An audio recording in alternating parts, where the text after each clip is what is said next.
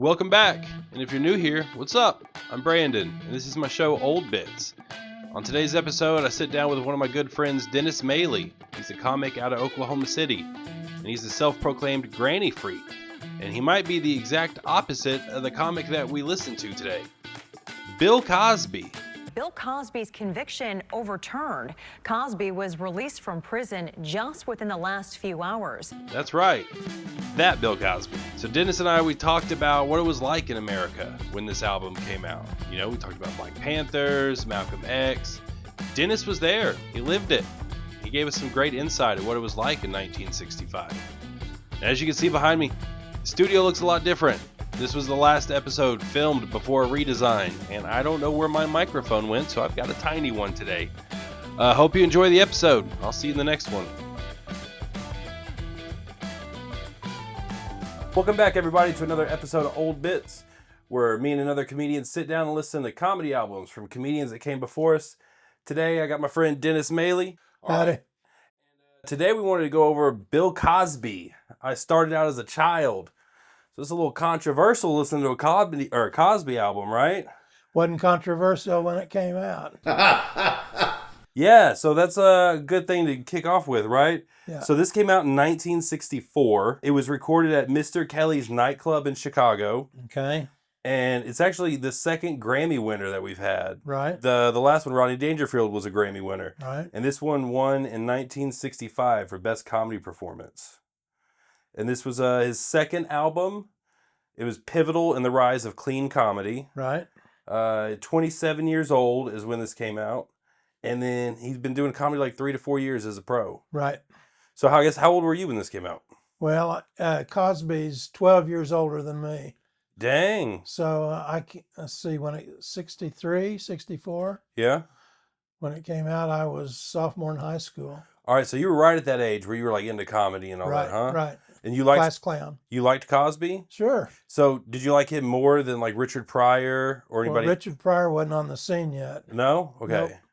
No, the new comics then were Mort Saul. He broke all the rules, and then Lenny Bruce and a guy named Dick Gregory. Okay, so I guess Richard Pryor, was he like 70s and 80s then? Yes. Okay.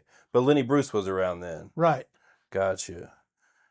All right, some other fun facts about this album. In 1956, he was 19 years old, and he dropped out of high school. Right. And then he joined the Navy. Yep. Did that for 4 years.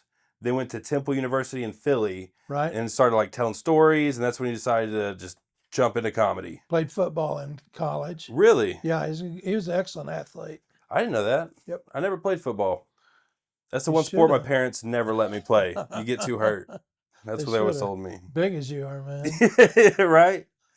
What's cool about this one is there's actual tracks, so I think we'll be able to stop it after each track and talk about it. For the last couple albums, it was just like a non-stop for almost 20, 30 minutes. Was there anything you want to get into about Cosby before we listen to the first track? No, we got to talk about race sooner or later. Okay. You know, and I hope we don't offend anybody talking about that. Oh, if they get offended, it's okay. Okay. People still listen to Diddy music. Okay, Yeah, we can. We'll start the first one. let's go. My hair look all right? It's beautiful. Okay. You've got it all glued down in the right Yeah, spots. I do. I started out as a child and grew up in the streets of Philadelphia playing street football and everything. And a marvelous time. And let me tell you about my pair of shoes. The first pair of shoes I ever had that I played football in, street football. We didn't have any sneakers. There was only one kid in our neighborhood that had a pair of sneakers. His name was Rudy. I'll never forget it. Rudy came running by us so fast.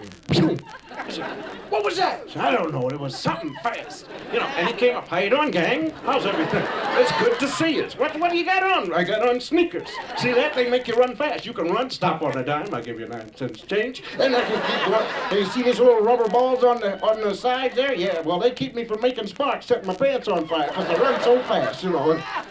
But we always had like a second pair of shoes to run in.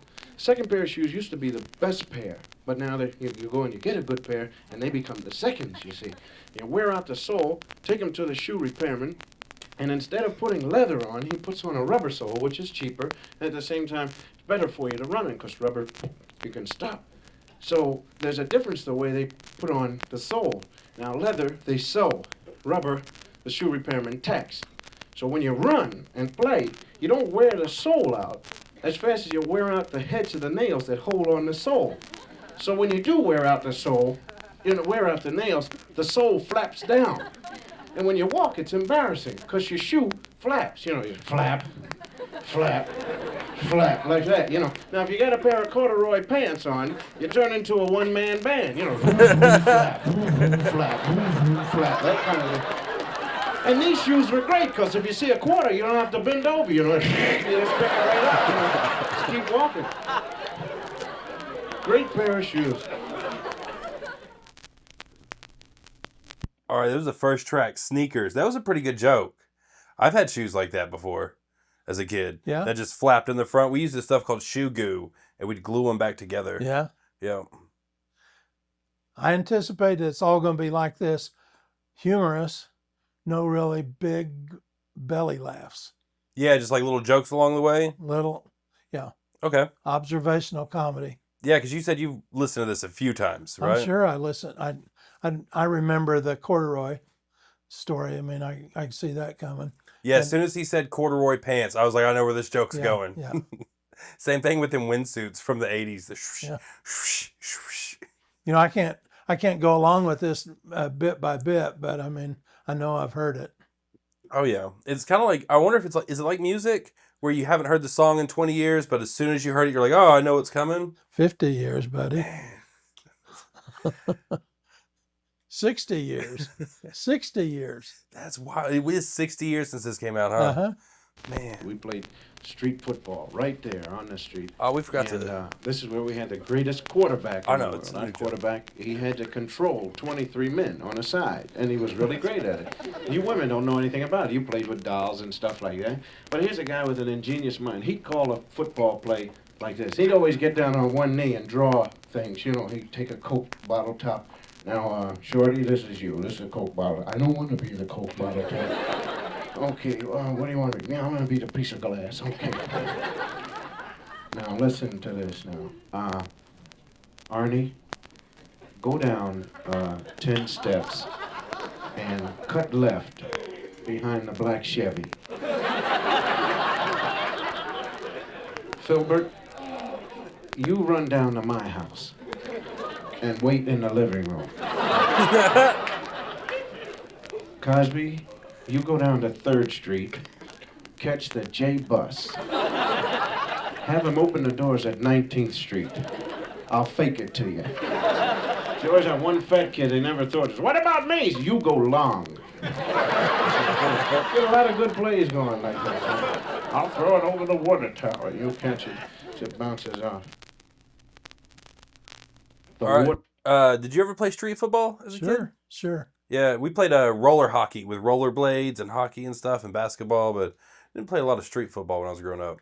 We played a lot of stupid things. I think most boys did. But yeah, I can see how this is going to be a lot of like observational, just like little funny things. Right. But not like a long bit, probably. More humor than comedy. No surprises. Yeah.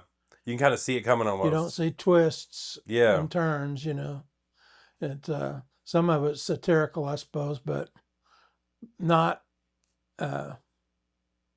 what we've come to expect from stand-up comedy.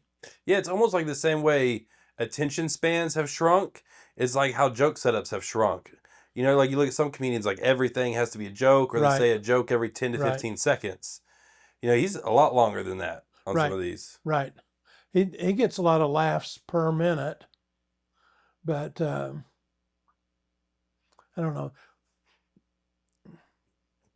The times we really, people my age, we really wanted racial reconciliation. We wanted somebody good looking and well spoken and creative and comedic, and we just wanted somebody like Bill Cosby. We didn't, we were edgy about Cassius Clay, Muhammad Ali.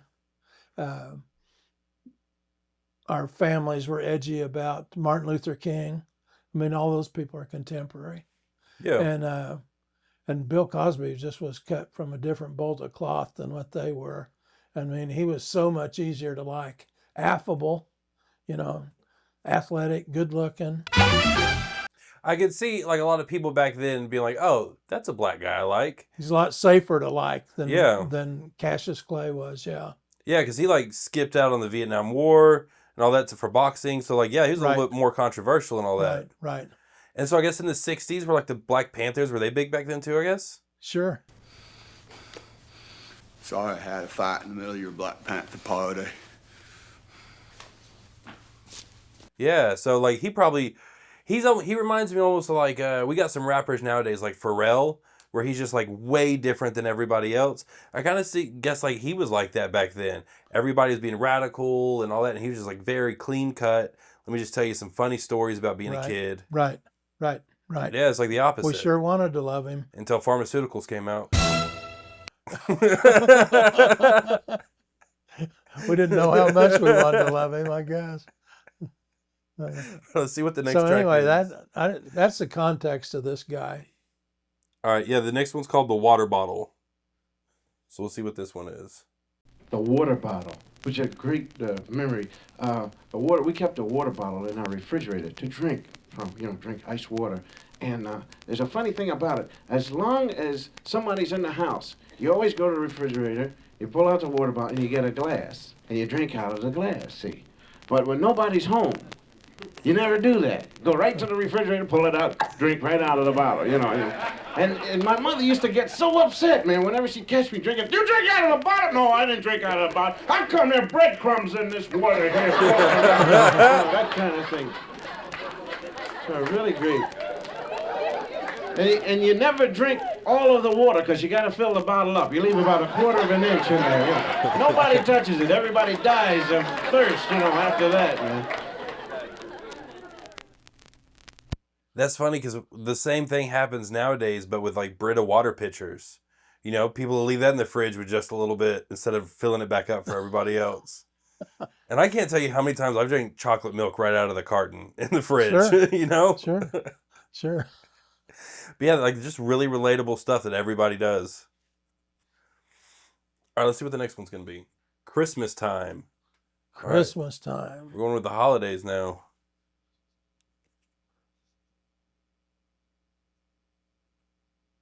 Christmas time. I remember my brother and I, James, we slept in the same bed, not only at Christmas time, but always. And, parents are funny because kids have a great time. It's like around 9 o'clock at night. That's when kids, I really had a great time. We were laughing and giggling and bumping our head, having a great pouring water on each other. And the first thing the parent says, "You're getting silly. Go to bed." They don't understand. Why? How come we're having fun? No, we want you to look like us. Be evil, smoke, drink, that kind of thing. But now, I remember waiting for Santa Claus. And Santa Claus, to me, was a great man. Gifts are coming. And wondering if I had been good during that time of the whole year and everything. And we couldn't wait for Santa Claus to come. And the heart's really, Santa Claus is coming. I wish he'd come now, and the clock stops. It just stops. He never comes. She said, well, now, for Santa Claus to come, let's go to sleep now. Yeah, about 3 o'clock in the afternoon. Try and go to sleep. Run upstairs and jump into bed. You ever really try and go to sleep? Nothing, and then you start talking.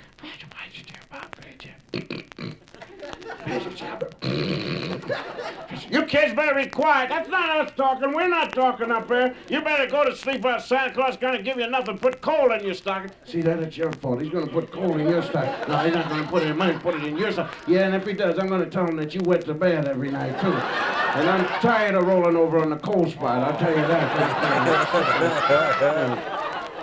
No, we really had a great time, my brother and I. Oh, that's got to be rough, rolling over in your brother's puddle on the bed. Man.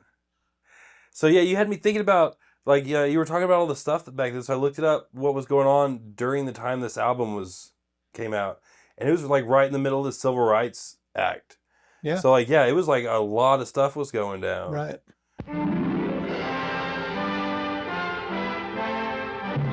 Congress passes the most sweeping civil rights bill ever to be written into the law, and thus reaffirms the conception of equality for all men that began with Lincoln and the Civil War 100 years ago. Yeah, the Gulf of Tonkin happened. Yep. Aggression by terror against the peaceful villagers of South Vietnam has now been joined by open aggression on the high seas against the United States of America. Malcolm X broke from the Nation of Islam and started like his own black empowerment movement. Right.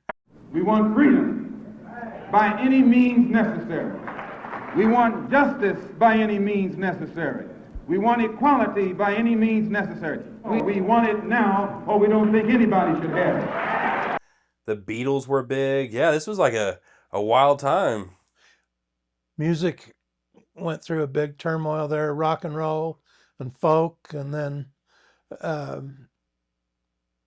in sports,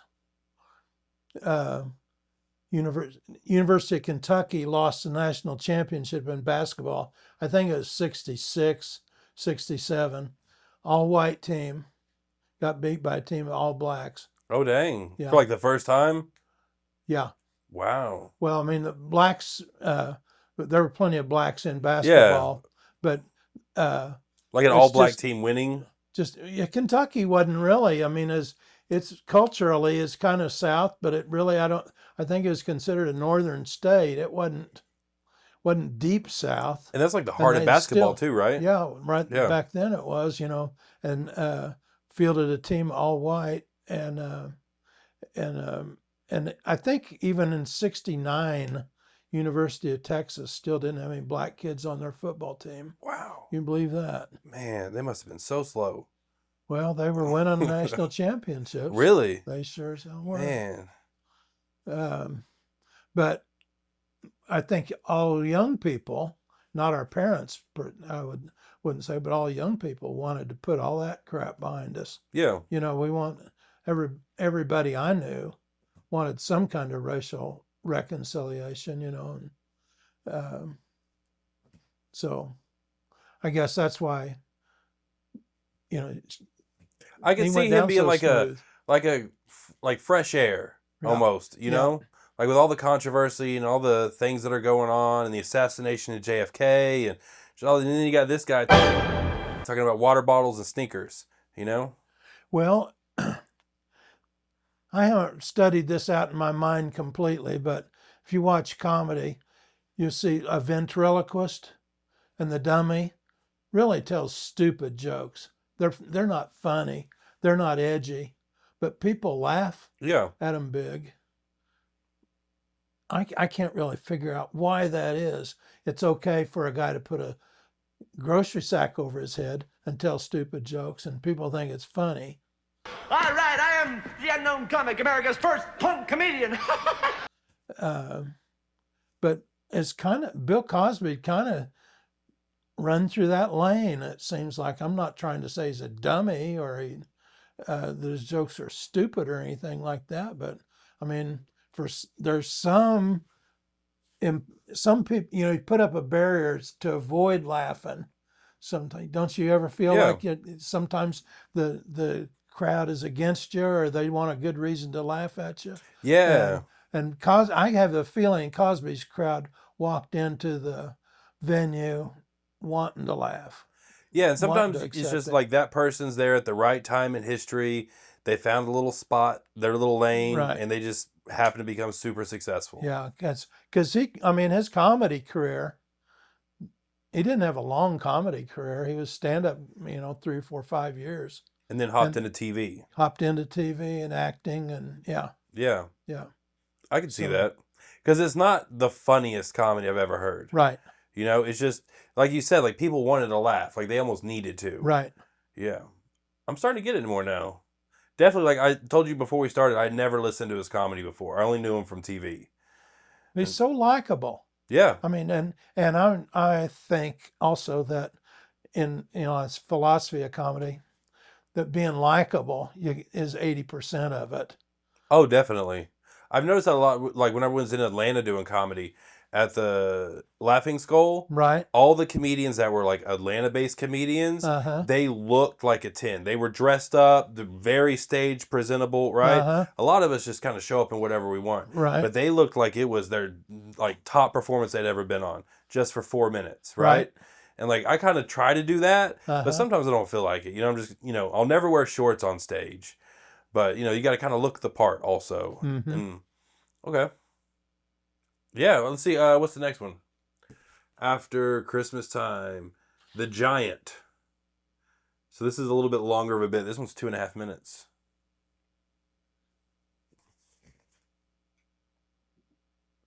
Don't remember it at all. I remember my brother and I, at the age of 8 or 9, we had a great time. Because we used to think of our father as a giant. Now, every Saturday, my father would go out and really booze it up, because my mother gave him an allowance of about $5, and he'd go down to the tavern, you know. They'd shoot darts and listen to Frank Merriwell on the crystal set, you know, stuff like that. And they'd sing, and he'd come home about 9 o'clock, really loaded with beer, you know, and fun and everything. And he had a different attitude about him, you know. We'd wait in bed for him to come home, and we could hear him up, you know, from upstairs when he's...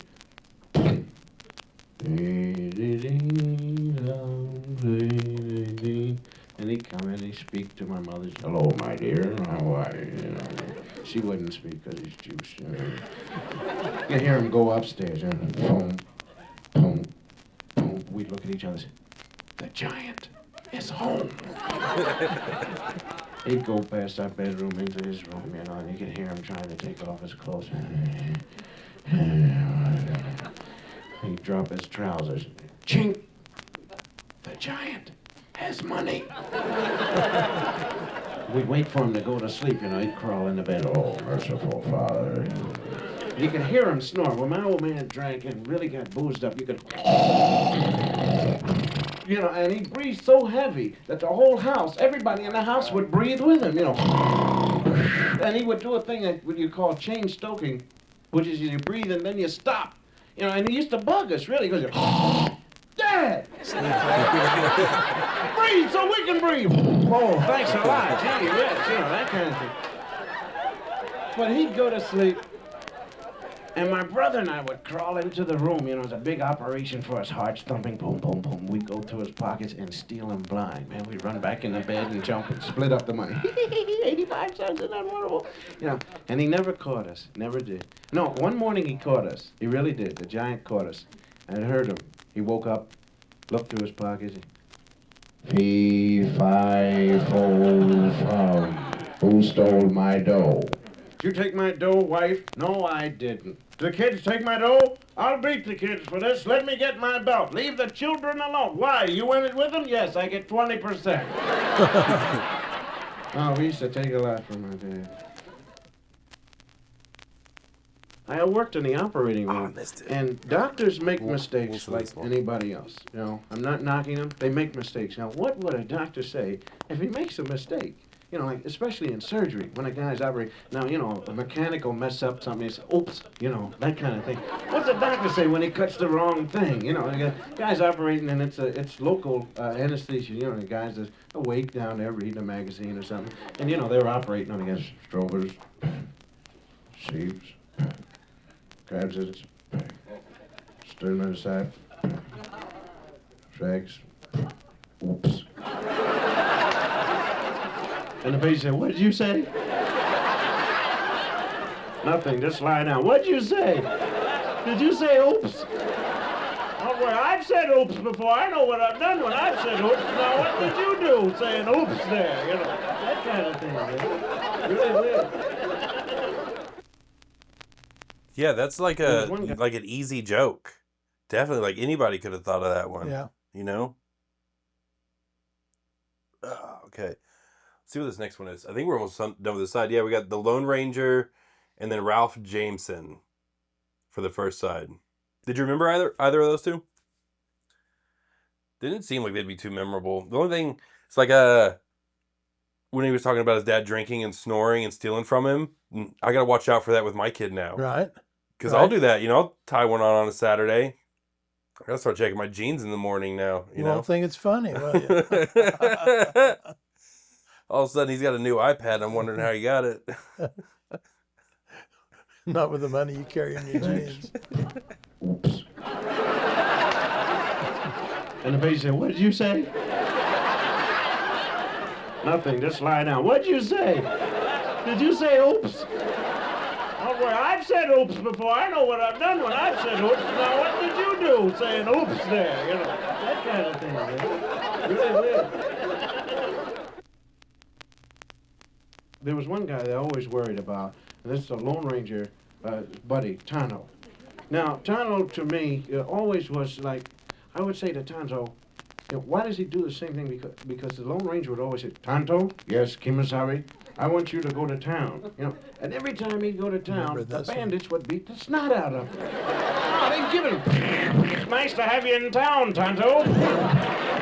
You know, and he'd go back, and the Lone Ranger would look at him. "Oh my goodness, Tonto, you know, did you get the information?" "Yes, me have information."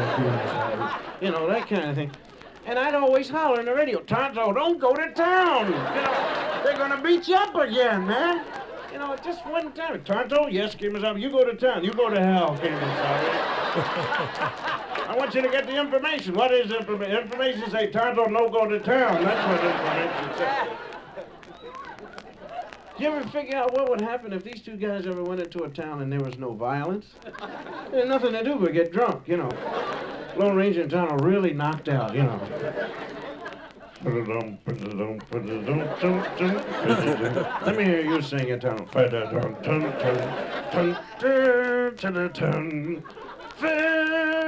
Oh, shut up. "Tonto, you have any money to get a drink with?" "No, Kimasabi." "Why don't you use your silver bullets?"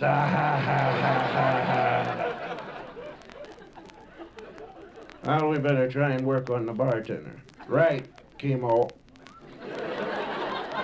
"Sorry." "Bartender?" "Yes, sir." "How'd you like to peek under my mask?"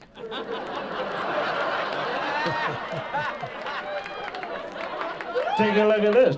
How about that, huh?" And there's another problem that involves. How about Silver, the Lone Ranger's horse? Now, the Lone Ranger thinks nothing of running and jumping on Silver and chasing after a bandit that has at least an 8 or 10 mile lead. You know, and Silver must get awfully peeved at this, you know, because it's embarrassing, you know, to chase after a horse that has an 8 mile lead. And you can always say, "Masked man, yes, what is it?" "The bandits have an 8 mile lead. Go get them." "Don't worry about a thing. Chop one horse." "Hey, old Silver, wait a minute. You crazy? Get off my back. What's the matter with you, Silver?" "Don't worry about Silver. I'm sick of this. How much of a lead have they got this time? 8, 10, 35 miles? You know how embarrassing it is to come back in that stable after those old snotty horses and say, 'Oh boy, did you catch him this time?'" "No, I didn't catch him." Sick of this, but look at these shin bones, the scars on my chin from when we catch up with those nuts and they run out of bullets, and every time they throw the gun back at you, they don't hit you, do they? No. Right off the old Silver shins. Sick of this. I can also see he uses like sound effects and different voices a lot. Right. Where it's almost get your like attention a little bit more, you know? Right. Was that different back then too? I don't think a lot of comedians were doing that, were they? Lenny Bruce didn't. He maybe had a different voice in one of his jokes, but definitely no sound effects. I think you're probably right. I hadn't thought about it. Yeah. Yeah. And it's probably like if he was the first one just acting really goofy on stage and like silly almost. You know, I wonder if that's how it started too. Like, because some of it he does seem like it's just silly little jokes.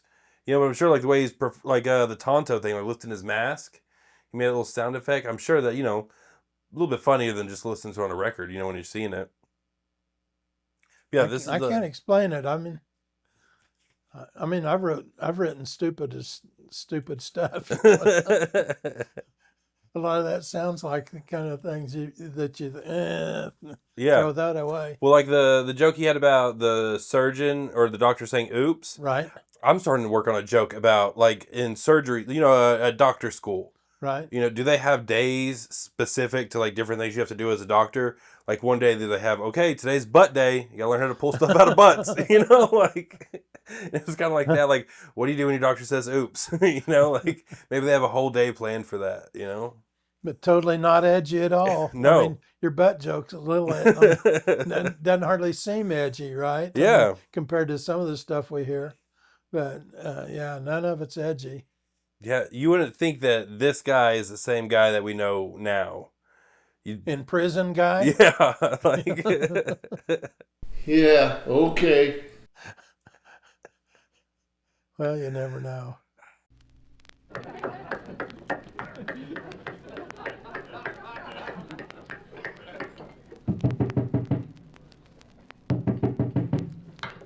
Yeah. Pardon me, is Ralph Jamerson at home? Who? Ralph Jamerson. No, there's no Jamerson living here. This is apartment 116. He lives down the hall, 114 there. Oh, thanks a lot. Did I wake you up? No, I was asleep anyway.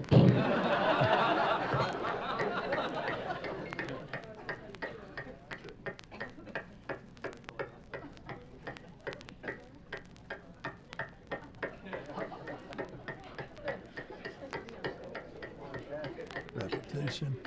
yeah, I wonder what he's doing.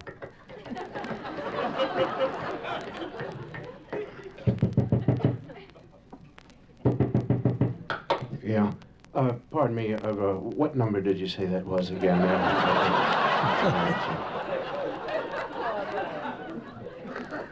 You knock on this door again, I'll punch you right in the mouth. Gee whiz, thanks a lot.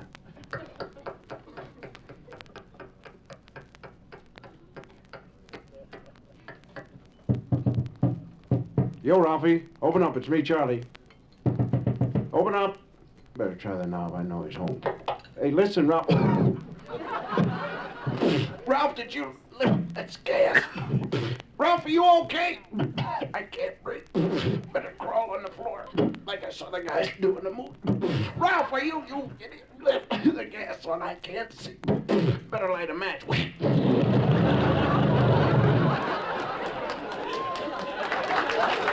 I have no idea what happened. Thank you. No idea on that joke. But I was thinking about something while we flipped this over. Like you were talking about Cosby, he was like a breath of fresh air in the '60s, and everybody liked him, and he was like everybody wanted to like him. Almost reminds me of like OJ, because OJ was super likable, and everybody was like all about him, and then he turned out to be a killer. Right. Hmm. Makes me wonder about myself. That's suspicious. You look up the word affable, and there's my picture in the.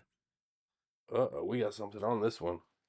All right, we're back for the second side of this album. Good to go. What do you think about the first side so far? No belly laughs. Yeah, nothing huge. It's been a lot of kind of like what you said. People were there wanting to laugh, and he just gave them the opportunity to. You know, he's not forcing it out of them at all. Right. I definitely like every time he's setting up a joke, I kind of see where it's going. Uh-huh. And like I would definitely say like if he was a comedian nowadays, I probably wouldn't listen to him. Exactly. Just because I see where his jokes are going. Exactly. Yeah. Which I didn't see that coming. So I guess that's that's different. All right. I don't know what I was expecting out of him with his comedy, but it like again he's only been doing comedy like 3 or 4 years professionally. Right. So we can't think of the world from like that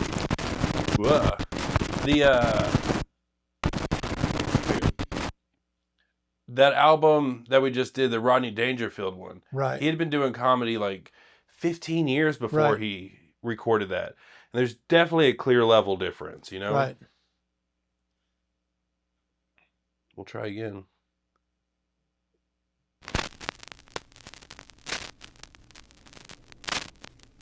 Think I missed it again. Thanks a lot. Get out. His antique technologies. And I became Also, this record's really scratched. Hospital corpsman. Yeah. I was very proud. Instant doctorship. That's what it is. In 6 weeks, you can operate on people, give them needles, kill them, you know, that kind of thing. You know, and pronounce people dead. You know, you're dead. Thanks a lot. Get out of the service. And I never forget, when I graduated from hospital corps school, an order came through sending me to the Fleet Marine Force. This means I am going to be a medic. I was very proud of it because I know that I read the Geneva Convention, and it's small print and everything. It says, in the Geneva Convention, you cannot shoot a medic. And they're very happy about the whole thing. You know, they give you anatomy in one day. You know, here's the body, look at it, remember it, all right, next shot, you know, that kind of thing. And so they give you a helmet with a big red cross on it, see? And then they give you a jersey with a big red cross on it. This is so when the enemy sees the red cross, see, they don't shoot at you. See, they just say, red, there's a guy with a red cross, don't hit him. You know, in times of war, they do that, see. Don't throw that hand grenade over there, there's the guy with a red cross. What's wrong with you? You know, that kind of thing. See, well, they do that, see, don't they? No, they're nice about it. So we're really proud of that. We can't get shot down. You know, that's wonderful. So then they show us the real movie as we're about to go to war, just before we landing us. I want to show you this picture here. You'll notice that the corpsmen are dropping like flies. That's because the enemy is not upholding the Geneva Convention, you know, and they said the first thing they try and get actually is the hospital corpsman, and actually the lifespan of a hospital corpsman from the time his foot hits the water to the time he almost gets to the beach is 7 seconds. And you know, the corpsmen are scrambling after that. Give me some steel wool. Get this red cross off of here. You know, anybody want to buy a helmet with a red cross on it, you know, for a gun? How about some morphine? Take this helmet with some morphine. You know, so I was aware of this, you know, I was really frightened. And I said, gee whiz, I said, I hope they don't get me, you know. And I run, they let down the thing, you know, bang. First thing I did, man, was scurry to the beach, you know. Jump in the foxhole, safe. I'm not moving. I'm sorry, I'm not moving. There's 5 guys with me, and we're having fun. We're watching the war, you know. It's a nice war going on, yeah. Somebody's winning fireworks. Ooh, look, a ship in the air, you know, that kind of thing.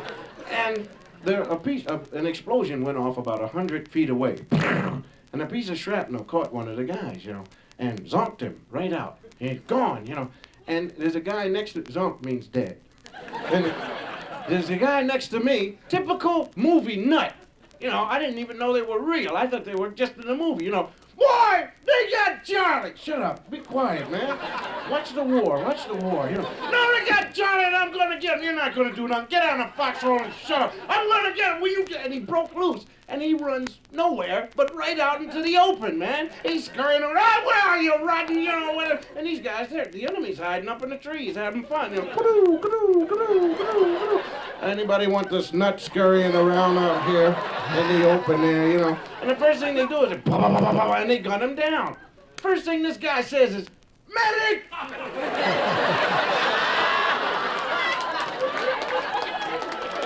I said, what do you want? My leg. I don't make house calls. Take 2 aspirin and mail in the $5. No, it's a true story. So one thing I was just thinking of listening to this, I wonder how he would do with like a heckler or like interacting with audience members. I don't think he would be very good at it. I don't know. It seems like this is an act that he put together. This is it, like structured almost, you know?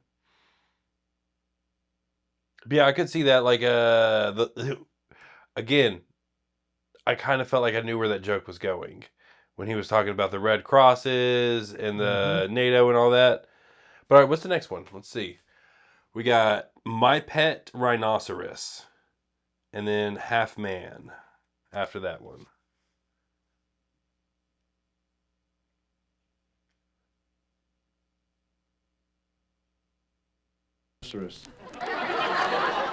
And I put him in my apartment, you know, and I dug a hole and everything for him.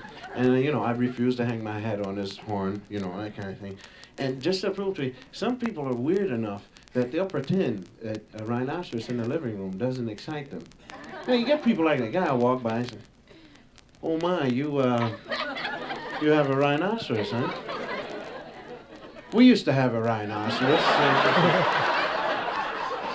Take the rhinoceros for a walk, you know, and some drunk always gets after you. Oh, boy, that's a weird-looking dog you got there.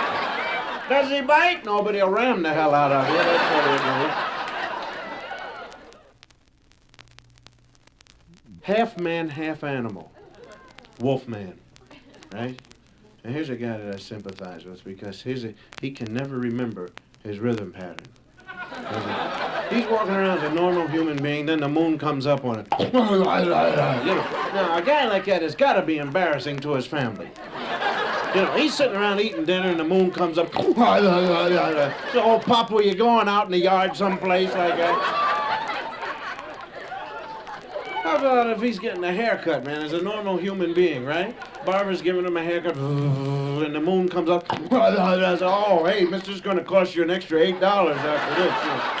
So, well, make it light around the legs, will you, please? Yeah.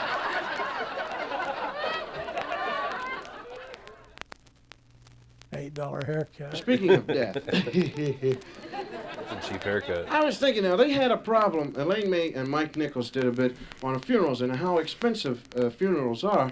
And I was thinking, you know, it's kind of weird that people should complain about the price of funerals because it's your last thing anyway. And you want to splurge, you want a beautiful funeral. I do, everybody does, you know. And I was thinking, like, it would be great. The silly thing, really, about a funeral is the fact that people go in and they see you in the casket, stoned away, you know. Nothing but a rigor mortis face there, you know. And they look at you and they come out and they say, didn't he look like himself?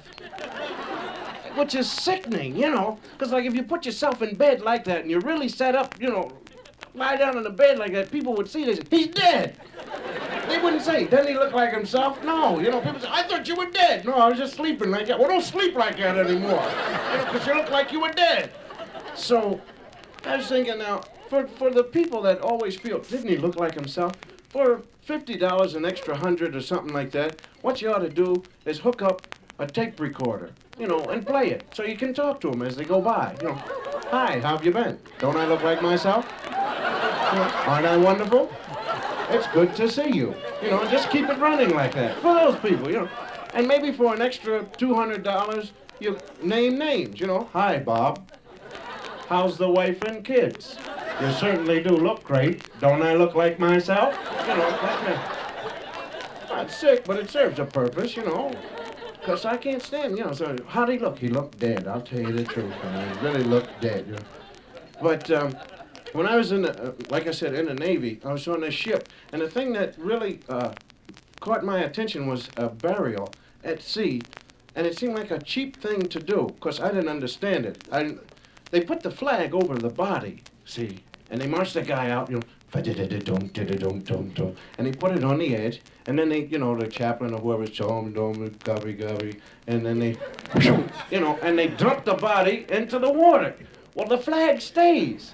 I thought the flag was supposed to go with the guy, you know, and it must be embarrassing to a guy that dies, you know. That's a cheap thing to do to me, you know, put a flag over, you promise him he's going to sea with the flag, and then, phew, now for my next magical trick. You know. So what I did was, one of the guys died at sea, and as rigor mortis was setting in, we clamped his hands around the flag, you know. The guy's gonna let go of the goddamn thing. What the hell are you doing? He wants to go with his flag. He loves it, you know. Oh, that's a true. That one surprised me a little bit. That one a little, yeah. Yeah. Did I hear a goddamn in there? You did. Ooh, that's a little. I think we maybe had heard one or two hells earlier, but yeah, that surprised me a little bit. Yeah, the joke about the rigor mortis at the funeral, Mm-hmm. I could see that happening soon. Like AI videos or something like up next to the casket where you can go interact with the guy that just died.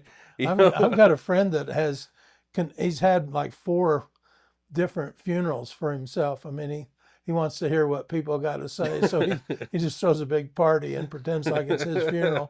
Makes people stand up and talk about it. He's just laying there listening to people talk about No, him. he's sitting on the front row, you know. Yeah, he's so I mean it. Don't need AI for that. This next one is the Neanderthal man. Now, let's think back.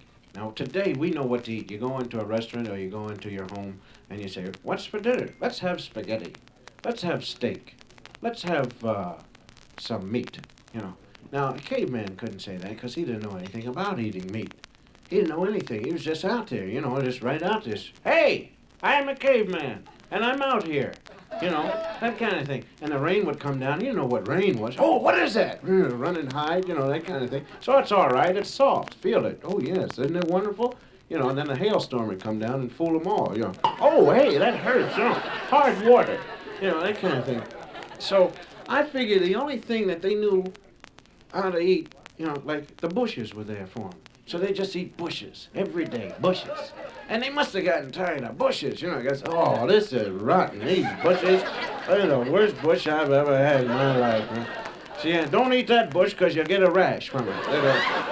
It'll make you break right out. It's terrible, you know. It's, get the bush and, you know, boy, pie. You know, and the guy would go home from a hard day's work or doing something, you know, and he said, what's for dinner? Bushes. Oh, boy. I'll die first. I'd rather die than eat bushes, you know. So then they had to go out and get something else. So some guy says, hey, why don't we try meat? And the guy says, okay. So then that's when they went out. But now they must have made a couple of mistakes. See, they must have attacked the wrong animals. So we see, basking away in the sun, 2 saber-toothed tigers. And one tiger talks to the others. Hey, Arnold. Yeah. Don't look now. But over your right shoulder, there's a Neanderthal man sneaking up behind us. And he's got a stick in his hand. And he's gonna hit one of us. Say what?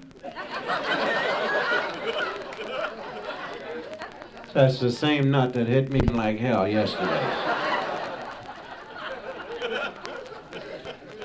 You know, they killed Ralphie yesterday. Ralphie? Who's Ralphie?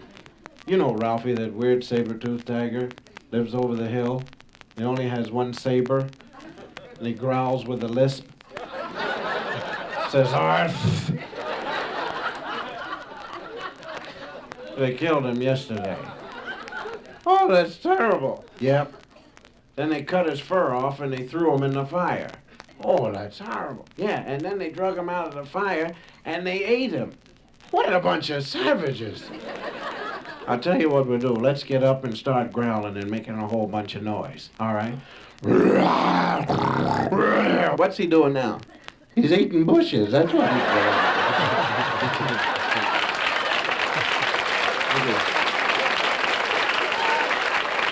Nice little bookend to that joke. Yeah. The first time ever televised, we ever had a game that was televised, we played against a school called Hofstra.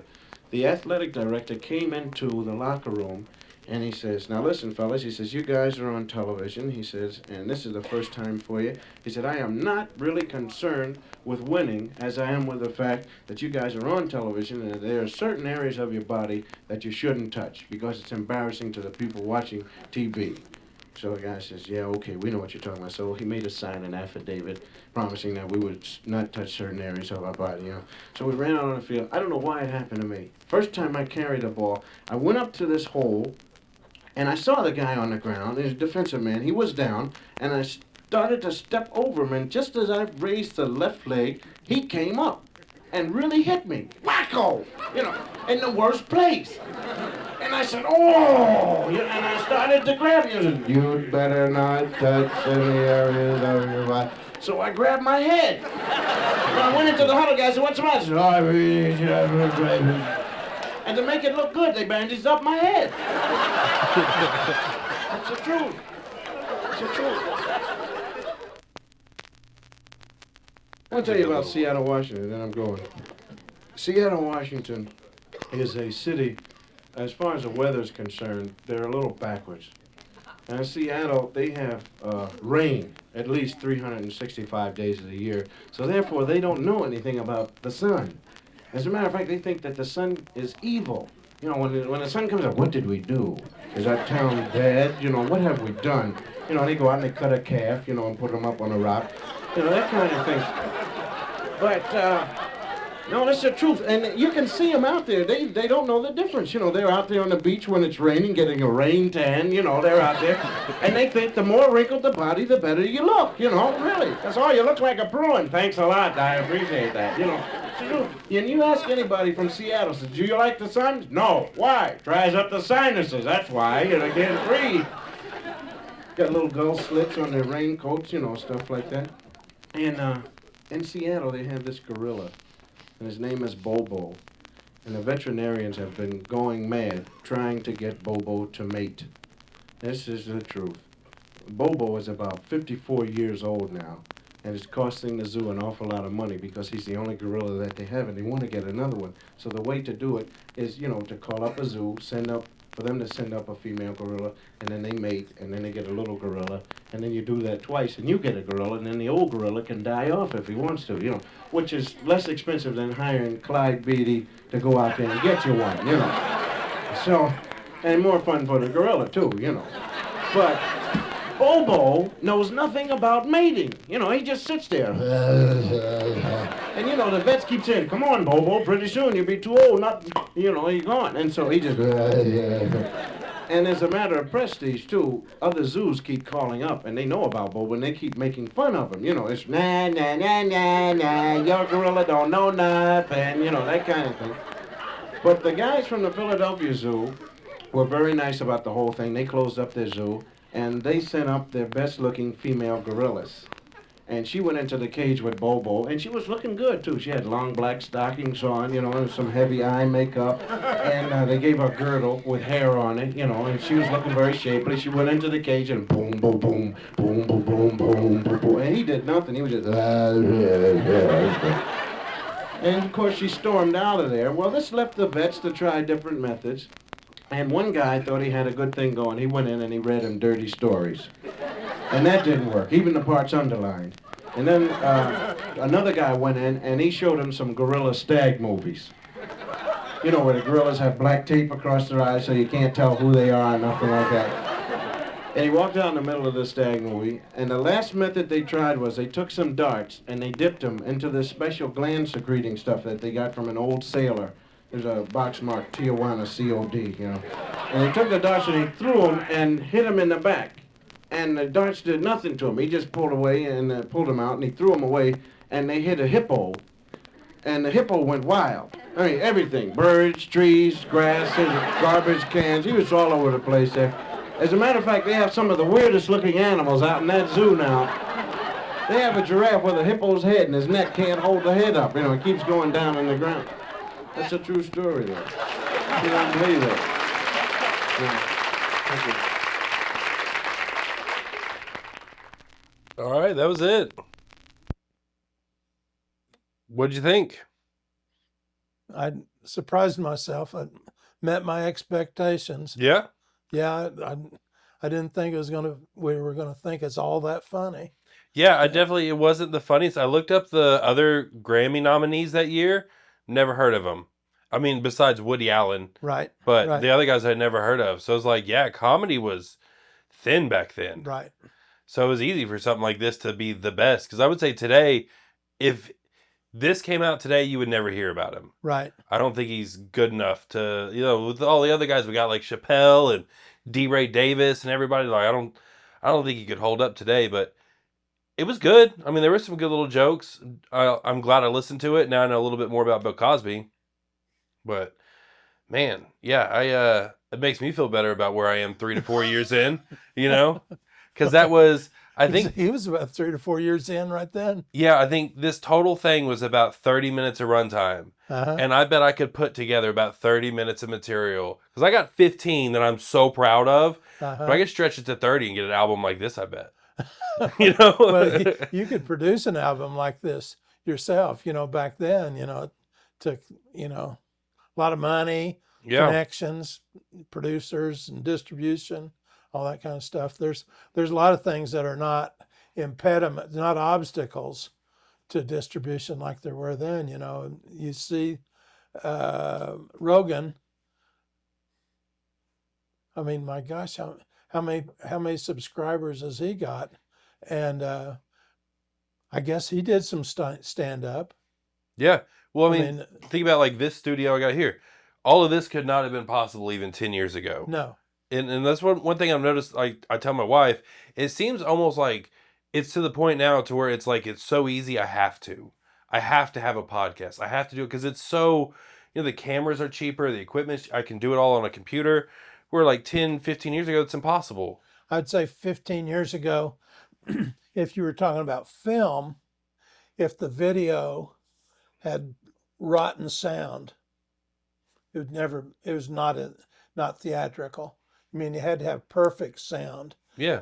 And they had to, I can't think of the right term, but the color. Yeah. Color grading is what they call it. It's like it has to look good. Yeah. Now, I mean, people are watching this stuff on their phone. I mean, the quality of the sound and the quality of the video really is not a factor any longer. Yeah, people just sit in their car and record a video with them sitting in their car. Right. And that video can go viral. Right. It's amazing. It's an amazing world, but it's crazy to think how you've seen things change from then to now.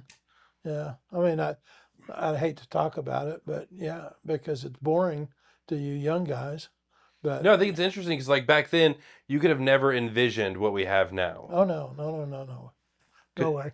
Dick Tracy was in the newspaper. I guess he had a wristwatch and he talked to people with his wristwatch. And, that was just so, oh man, that's crazy. Yeah. That'll never happen. Yeah, and I've got one. Yeah.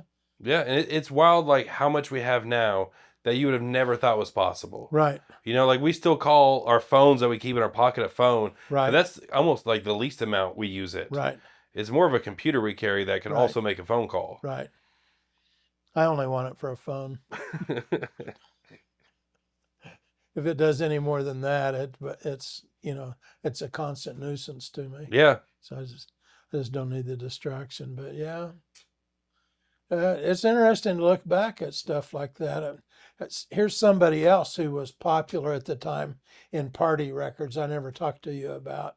I wanted to, as a footnote, Andy Griffith. Yeah. Did you know that's how he made his?